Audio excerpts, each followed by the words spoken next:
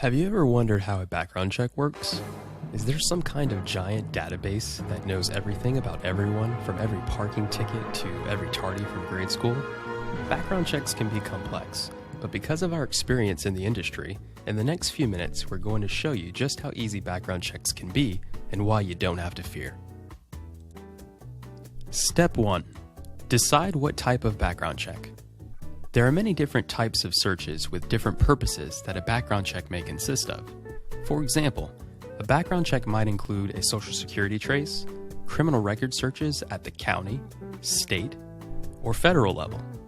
It may also include driving records, education verification, drug screening, or even fingerprinting.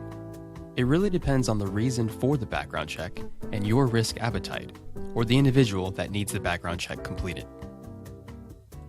Step 2. Obtain consent. Once you have decided what type of background check to run and the searches to include, the next step is to obtain written authorization and consent from the individual you're conducting the background check on.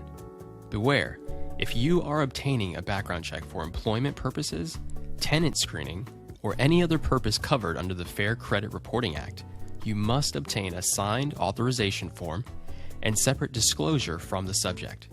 These forms can be signed physically or electronically.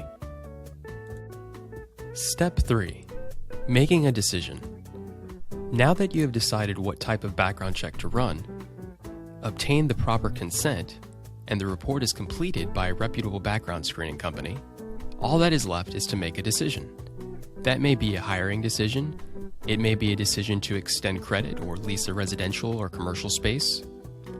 What is important is that before you make a final, negative, or adverse decision, you must give the applicant the opportunity to mitigate any potential errors or incorrect information in the report before making a final decision.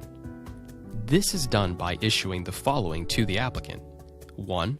The proper pre-adverse action letter. 2. A copy of the completed report. And 3. A copy of the applicant's rights under the Fair Credit Reporting Act. Once a reasonable amount of time has passed, generally 5 business days, if the applicant has not responded or has confirmed the accuracy of the report, it is then all right to go ahead and issue a final adverse action letter to the applicant.